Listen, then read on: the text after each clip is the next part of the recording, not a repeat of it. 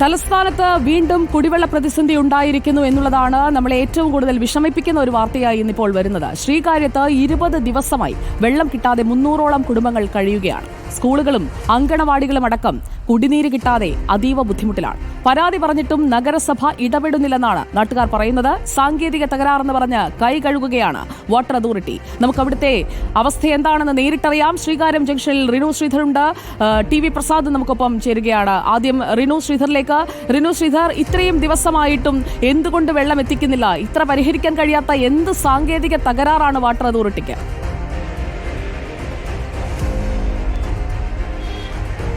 സുജയ സൂചിപ്പിച്ചതുപോലെ തന്നെ 2024 കഴിയുമ്പോൾ ഏറ്റവും കൂടുതൽ തിരുവനന്തപുരം നഗരത്തിലെ കുടിവെള്ള പ്രശ്നമാണ് നമ്മൾ റിപ്പോർട്ട് ചെയ്തത്. ഇപ്പോൾ തിരുവനന്തപുരം നഗരസഭയിലെ 9ാമത്തെ വാർഡ്, അതായത് ശ്രീകാര്യത്തിന് തൊട്ടടുത്തുള്ള കാര്യവട്ടത്തിന് തൊട്ടടുത്തുള്ള ചെമ്പഴന്തി വാർഡ്, ഈ ചെമ്പഴന്തി വാർഡിലെ ജനങ്ങൾക്കാണ് ഏറ്റവും കൂടുതൽ ദുരിതം ഇപ്പോൾ അനുഭവിക്കുന്നത്. ഏകദേശം 300ഓളം കുടുംബങ്ങൾക്ക് കുടിവെള്ളമില്ല എന്നുള്ളതാണ്.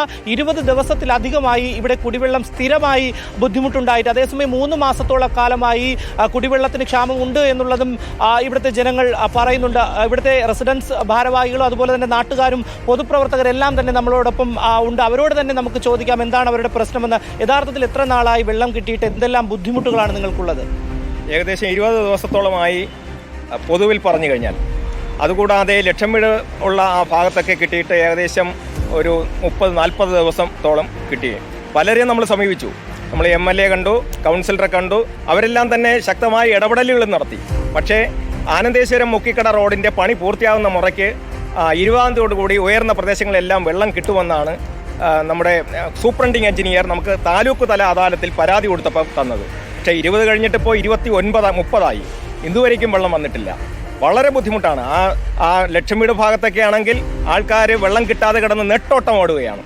സുജയ, ഈ പ്രദേശത്ത് സ്കൂളുകളുണ്ട്, അംഗനവാടിയുണ്ട്, ആശുപത്രിയുണ്ട്. ഇതിനെല്ലാം വലിയ രീതിയിലുള്ള ബുദ്ധിമുട്ടാണ് എന്നുള്ളതാണ്. ഈ ഉദ്യോഗസ്ഥരെയൊക്കെ നിങ്ങൾ എത്തുമ്പോൾ അല്ലെങ്കിൽ അവരോടൊക്കെ ഈ ആവശ്യം പറയുമ്പോൾ അവരുടെ ഭാഗത്തു നിന്നുള്ള പ്രതികരണം എന്താണ്?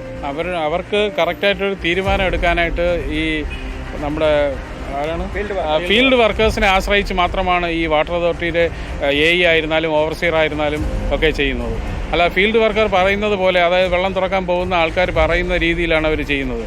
നമ്മൾ പല പ്രാവശ്യം AEയും AXയും പോയി നമ്മൾ കണ്ടപ്പോഴെല്ലാം അവർ പറയുന്നത് അവരെയാണ് ആശ്രയിച്ചത്. അങ്ങനെയാണെങ്കിൽ റിനു ശ്രീധർ അവർക്കൊപ്പം തുടരൂ. അവര് പോയി കണ്ടപ്പോൾ ഈ താഴെയുള്ള ഉദ്യോഗസ്ഥരെ പഴി പറഞ്ഞ AE ആരാണ് എന്നുള്ളത് നമുക്കൊന്നറിയണം. TV പ്രസാദ് ഇപ്പോൾ നമുക്കൊപ്പം വിയാറ്റുകോണത്ത് നിന്ന് ചേരുകയാണ്. TV Prasad, good evening.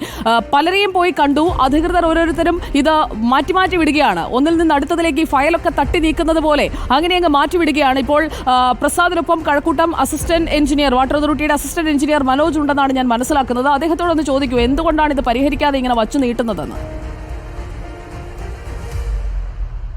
ഉറപ്പായും ചോദിക്കാൻ സുജിയ. അതിനു മുമ്പ് ഇവരുടെ കഷ്ടപ്പാടൊന്ന് കാണിച്ചു തരാം. ഇതാണ് പൈപ്പ്.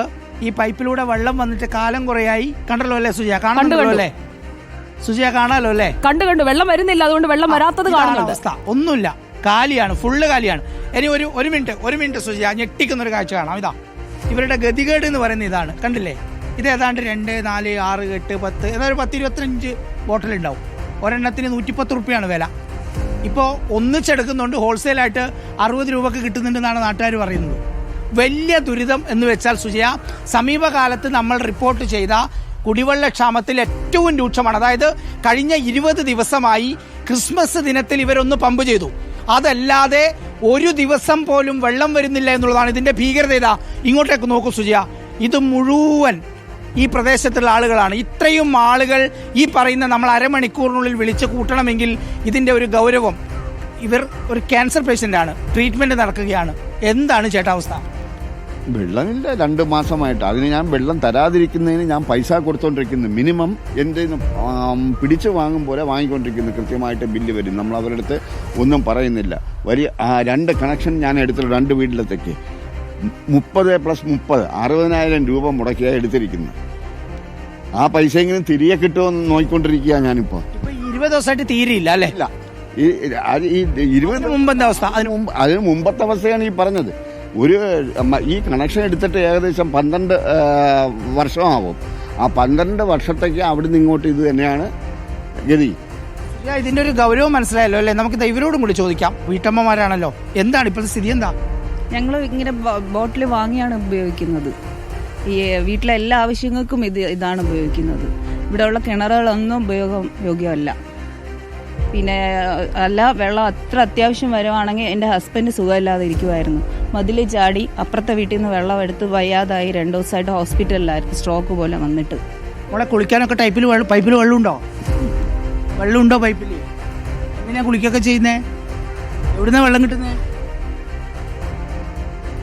എവിടുന്ന വെള്ളം കിട്ടുന്നത്? അപ്പൂപ്പൻ എവിടെന്നെങ്കിലും എടുത്തോണ്ട് വരും. എവിടുന്നെങ്കിലും എടുത്തോണ്ട് വരും. വീട്ടിലെ പൈപ്പിൽ വെള്ളം കാണാനായിട്ട് കുറെ ദിവസമായി അല്ലേ? എന്താ അവസ്ഥ? എന്താ? വെള്ളമില്ല, അത് തന്നെയാണ് അവസ്ഥ. പ്രസാദ്, ഇക്കാര്യത്തിന് പരിഹാരം എടുക്കേണ്ട അധികൃതരോട് ചോദിക്കൂ, അവരാണ് അതിനൊരു മറുപടി പറയേണ്ടത്. അതെ, ഇവിടെ ഉണ്ട് സുജിയ. നമ്മൾ ഇതാ ചോദിക്കാവുന്ന ഇവിടെ ഉണ്ട്. അസിസ്റ്റന്റ് എഞ്ചിനീയർ മനോജാണ്, കഴക്കൂട്ടം അസിസ്റ്റന്റ് എഞ്ചിനീയർ. എന്താണ് യഥാർത്ഥത്തിലുള്ള പ്രശ്നം? മുട്ടിക്കട ആനന്ദേശ്വരം അവിടെ നേരത്തെ ഒരു 250 mm PVC പൈപ്പ് ഉണ്ടായിരുന്നു. അത് കാലപ്പഴക്കം കാരണം അതിന് ചില ഇതൊക്കെ ഉണ്ടായിരുന്നു, തകരാറ് പൊട്ടലുണ്ടായിരുന്നു. അപ്പോൾ അത് രണ്ടാക്കി ഇവിടെ പ്രപ്പോസൽ കൊടുത്തായിരുന്നു, ഒരു 110ഉം 160ഉം. അപ്പം ഇതൊക്കെ നേരത്തെ കഴിഞ്ഞതാണ്. അപ്പം ഞാൻ വന്നു കഴിഞ്ഞപ്പോഴത്താണ് അല്ല ഇംപ്ലിമെൻറ്റ് ചെയ്ത് ലാസ്റ്റത്തെ ഒരു ഇൻ്റർകണക്ഷൻ വർക്ക് മാത്രമേ ബാലൻസ് ഉണ്ടായിരുന്നു. അതിനുശേഷമാണ് ഈ പ്രഷർ ലോസ് വന്നത്. അപ്പോൾ ഈ പ്രശ്നം ഉണ്ടെന്നുള്ള കാര്യം നിങ്ങൾ സമ്മതിക്കുന്നുണ്ടല്ലേ? ഈ ഇതിലുണ്ട്. എന്താ ഇവർക്ക് എന്താ ഒരു പരിമിതി? നിങ്ങൾ എന്താ ചെയ്തു കൊടുക്കുക? ഇനി ഞങ്ങൾ എന്തെങ്കിലും അടുത്ത് അപ്പുറത്തെ റോഡിനപ്പുറത്തെങ്കിലും ലൈനോ വല്ലതും ഉണ്ടെങ്കിൽ അതിനെ ഇന്റർകണക്ട് ചെയ്യാനുള്ള നടപടി. വേറൊരു പ്രശ്നമുണ്ട്, നിങ്ങൾ ടാങ്കിൽ വെള്ളം എത്തിച്ചു കൊടുക്കണ്ടേ? അതെന്താ ചെയ്യാത്ത? ടാങ്കിൽ വെള്ളം എത്തിച്ചു കൊടുക്കണ്ടേ? ആ മനുഷ്യരിതാ, നിങ്ങളൊന്നും നോക്കണം. അതാ കുപ്പി കണ്ടോ? കണ്ട് അത് നിങ്ങൾ എത്തിച്ചു കൊടുക്കണ്ടേ? സുജി, അതൊരു ഏറ്റവും പ്രധാനപ്പെട്ട ഒരു കാര്യമാണല്ലോ, ടാങ്കറിൽ വെള്ളം എത്തിച്ചു കൊടുക്കുക എന്ന് പറയുന്നത്. ഇത്രയും മനുഷ്യർ ഈ പണം കൊടുത്ത് വെള്ളം വാങ്ങി എത്ര പേർക്ക് പറ്റും സുജിയ? ഇത് എത്ര പേർക്ക് പറ്റും? എന്തുകൊണ്ടാണ് അത്? അതൊരു ചോദ്യമാണ് പ്രസാദ്.